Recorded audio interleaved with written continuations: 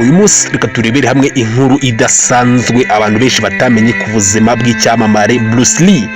Bruce Lee afite amateka adasanzwe, yasize ibigwi bidasanzwe mu gisata cya sinema ku isi. Uyu munsi reka turebere hamwe inkuru zidasanzwe abantu benshi batamenye ku buzima bwa Bruce Lee, hanyuma turarebera hamwe n'amagambo 10 yasize nk'umurage yo gufasha abantu kubaho ubuzima bwiza cyane.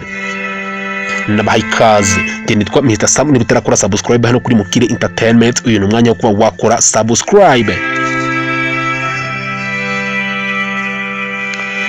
Bruce Lee yibukwa nk'intwari idasanzwe, nk'umuntu wari umuntu udasanzwe bitewe n'ibigwi yasize, ariko yahuye n'imbogamizi nyinshi zidasanzwe mu buzima bwe.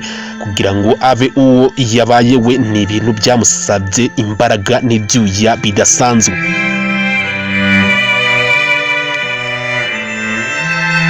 Bruce Lee bitewe nuko atari umushinwa wuzuye neza, bigaragazwa ko abantu benshi batamwiyumvagamo neza cyane. Ahantu henshi yagiye yigira imirwano ya kung fu, abamaster benshi bakanga kumutoza, ndetse n'abandi banyeshuri benshi bakagenda bamuheza mu mikino yarwanwaga hariya mu Bushinwa nk'iyitwa Wing Chun n'imikino ya kung fu.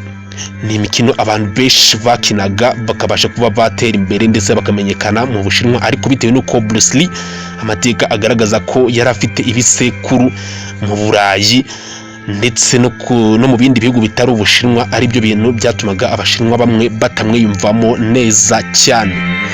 Bruce Lee yaje gutozwa n'umumaster witwaga Ip Man, ari nawe wamufashije kuba uwo yabaye we binyuze muri kung fu. Hello, welcome back on MKTV. Today we are going to see and tell the story of Bruce Lee and his 10 motivational words to inspire young people. You are welcome on MKTV. If you are new here, please hit subscribe button. Bruce Lee is often remembered as a superhuman action star, but his untold story is a story of a man who fought systemic racism, personal failure, and his own physical limitation to become global icon. The untold history of Dragon.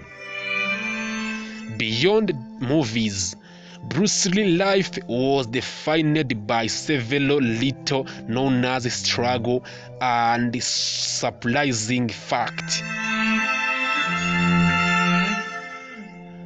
Rejected for his honesty, although he is the face of Chinese Kung Fu.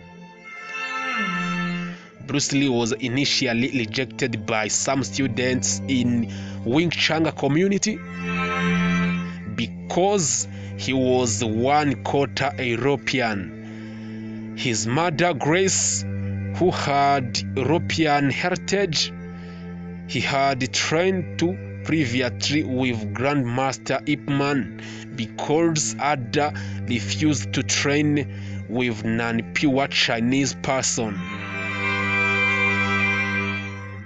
The Cha-Cha champion. Before he was martial art master, Bruce Lee was a master of dance floor.